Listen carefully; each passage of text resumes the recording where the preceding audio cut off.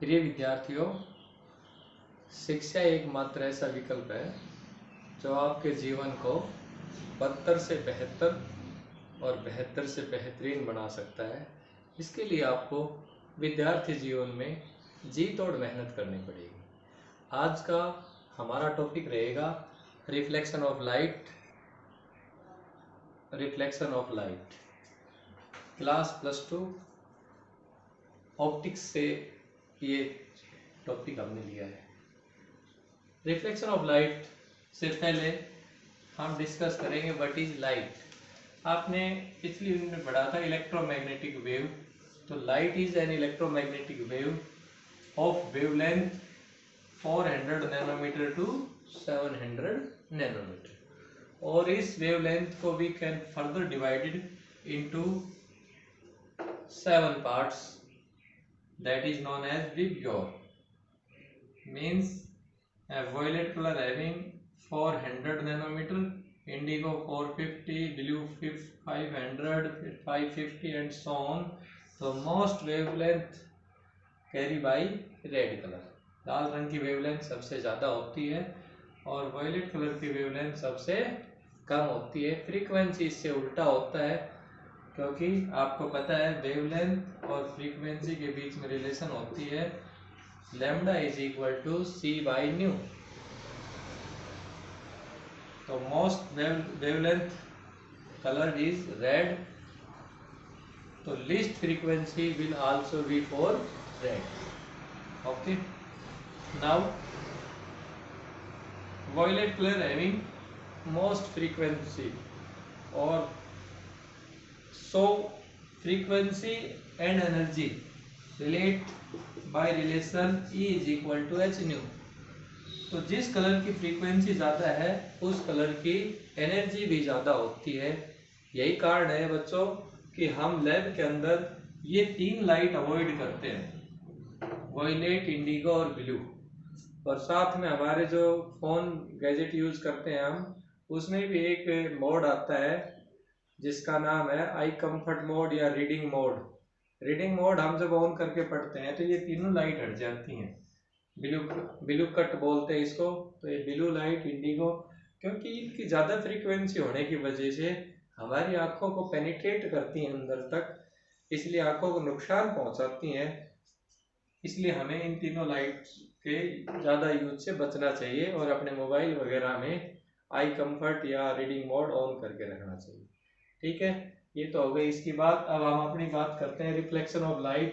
कोई भी लाइट किसी सरफेस से टकराएगी तो इसके मेनली 3 पार्ट्स हो सकते हैं। एक पार्ट्स पे रिफ्लेक्ट हो सकता है, सेम मीडियम में bounce back means reflection. What is reflection? It is bounce back to the same medium. और कुछ पार्ट एब्जॉर्ब हो सकता है, तो ये पार्ट एब्जॉर्ब हो गया, और कुछ हिस्सा क्या हो सकता है इसका, ट्रांसमिट हो सकता है। अब बात करें हम, अगर रिफ्लेक्शन होता है तो ऐसे सरफेस को हम ऑप्टिकल रिफ्लेक्टिंग सरफेस बोलते हैं, और जिसमें एब्जॉर्प्शन होता है ये रफ सरफेस हो सकता है। और तीसरा होता है भाई ट्रांसमिशन। ट्रांसमिशन का कोई भी प्लेन ग्लास हो सकता है, सिंपल शीशा हो सकता है। ठीक है, अब एब्जॉर्प्शन अगर बात करें तो एब्जॉर्प्शन अगर लाइट हो गई तो कोई भी बॉडी पहले लाइट को एब्जॉर्ब करेगी, फिर वो खुद से ही रेडिएशन ड्रा करेगी। तो वो जिस भी कलर की रेडिएशन ड्रा करेगी, मान लेते हैं वो 550 नैनोमीटर की रेडिएशन ड्रा कर रही है, तो वो वाल हमें ग्रीन दिखाई देगी। अगर वो 400 नैनोमीटर की कर रही है तो कैसी दिखाई देगी हमें? 400 के लिए वॉयलेट। कैसी दिखाई देगी? वॉयलेट। सिंपली इसी तरह से अगर वो 700 नैनोमीटर करेगी तो रेड दिखाई देगी। तो ये तो एब्जॉर्प्शन के बाद है। ठीक है, रिफ्लेक्शन में एक खास बात क्या होती है, अगर रिफ्लेक्शन होता है तो उसमें हमें सोर्स दिखाई देता है। अगर रिफ्लेक्शन नहीं होगा तो हमें मीडियम दिखाई देगा। जैसे मान लेते हैं अब ये बोर्ड लाइट को रिफ्लेक्ट कर रहा है। ये बोर्ड कहाँ से लाइट ले रहा है? सामने बल्ब से लाइट ले रहा है। ठीक है, और फिर ये खुद की लाइट जनरेट करके आप तक पहुंचा रहा है। तो ये ऑप्टिकल प्लेन सरफेस नहीं होगा, बल्कि ये रफ सरफेस होगा। कैसा सरफेस होगा? Rough surface. इसने बल्ब से लाइट ली और वो लाइट फिर हमारे तक पहुंचाई। अगर यहाँ एक मिरर लगा देता मैं, फिर आपको बताओ मिरर दिखाई देता है, बल्ब दिखाई देता? फिर आपको बल्ब दिखाई देगा, क्योंकि बल्ब मिरर इसको क्या करेगा? रिफ्लेक्ट बैक करेगा। तो ये हम समझेंगे रिफ्लेक्शन के थ्रू, इन चीज़ों को समझेंगे। तो आज हमारा टॉपिक कौन सा रहेगा ये हम तो वैसे बता दी, ये कि हमारा टॉपिक नहीं, हमारा टॉपिक क्या है? Reflection of light. तो रिफ्लेक्शन दो प्रकार के होते हैं, रेगुलर रिफ्लेक्शन और इरेगुलर रिफ्लेक्शन। रेगुलर रिफ्लेक्शन करने के लिए हमें एक पर्टिकुलर सरफेस चाहिएगा जिसका नाम है optical plane surface. Optical plane surface. और इरेगुलर के लिए कोई भी सरफेस हो सकता है, जैसे बोर्ड है, इरेगुलर रिफ्लेक्शन करना। रेगुलर रिफ्लेक्शन में सोर्स हमारी आंखों पे सोर्स ही दिखाई देगा। क्या दिखाई देगा?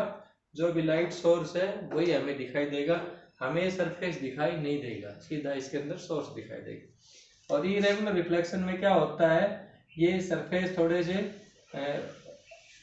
अप डाउन वाले होते हैं, ऊपर से रफ होते हैं, इसलिए इनको रफ सरफेस ही बोलते हैं। और ये इरेगुलर रिफ्लेक्शन करते हैं। इंसिडेंट लाइट तो पैरेलल है, लेकिन रिफ्लेक्टेड लाइट के अलग अलग डायरेक्शन में है। तो इसलिए हमें इसमें वॉल सीन, जो दीवार है वही दिखाई देगी, ना कि हमें यहाँ से जो सोर्स है वो दिखाई देगा। तो क्या समझ में आ गया भाई? अब कुछ एक चीजें होती हैं, कुछ एक टर्म्स होती हैं रिफ्लेक्शन से रिलेटेड। जैसे कि एग्जाम्पल के लिए हम टर्म्स देखते हैं, तो इससे रिलेटेड कुछ टर्म्स होती हैं। जो लाइट सोर्स से फॉल कर रही है उसको हम इंसिडेंट लाइट रे कहेंगे, आईआर कहेंगे, इंसिडेंट लाइट रे।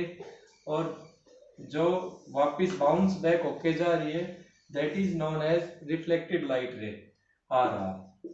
और इनके डिवाइड करती है एक सरफेस से जो कि 90 डिग्री पे होता है, that is known as normal. Incident light ray जो नॉर्मल के साथ एंगल बनाती है, एंगल आई, एंगल आई को कहेंगे इंसिडेंस एंगल, इंसिडेंस एंगल। ठीक है।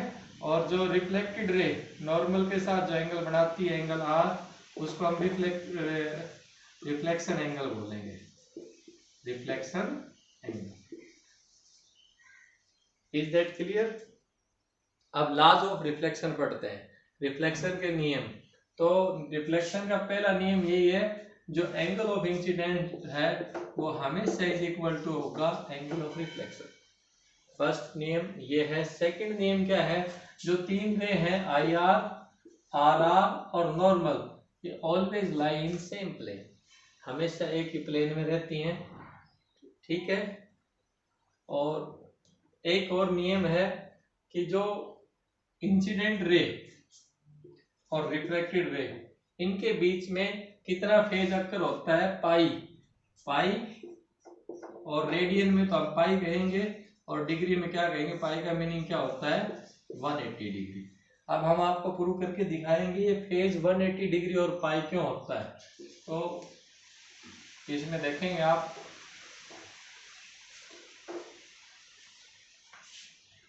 अभी मैंने आपको बताया था ये कौन सा सरफेस है, रफ है या ऑप्टिकल प्लेन? बताओ। Optical plane surface. ठीक है।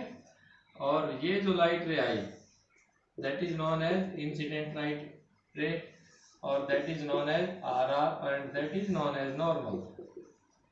अब ये आपने पहले ही पढ़ लिया, angle I is equal to angle R होता है। मान लेते हैं कोई रे, incident ray along the normal आ रही है, अलोंग दी नॉर्मल, तो जनरल सी बात है इंसिडेंट एंगल नॉर्मल के साथ क्या होगा? 0 डिग्री। और एंगल नॉर्मल के साथ 0 डिग्री होगा, तो आपने अभी नियम पढ़ा है angle I is equal to angle R, तो रिफ्लेक्शन एंगल भी क्या होगा फिर नॉर्मल के साथ? 0 डिग्री। और ये दोनों रे इस तरह चली जाएगी, इंसिडेंट रे ऐसे आ रही थी और रिफ्लेक्टेड रे वापस चली जाएगी। तो ये तो इंसिडेंट रे हो गई, और ये क्या हो गया? आर आर रिफ्लेक्टेड रे, और दोनों के बीच में एंगल कितना हो जाता है? 180 डिग्री। ठीक है, समझ में आ गया? तो फेज कितना अक्कर होता है भाई इसमें? 180 डिग्री। ओके, शायद आप पे क्लियर हो गया होगा। आगे हम नेक्स्ट क्लास में इसके बारे में पढ़ेंगे।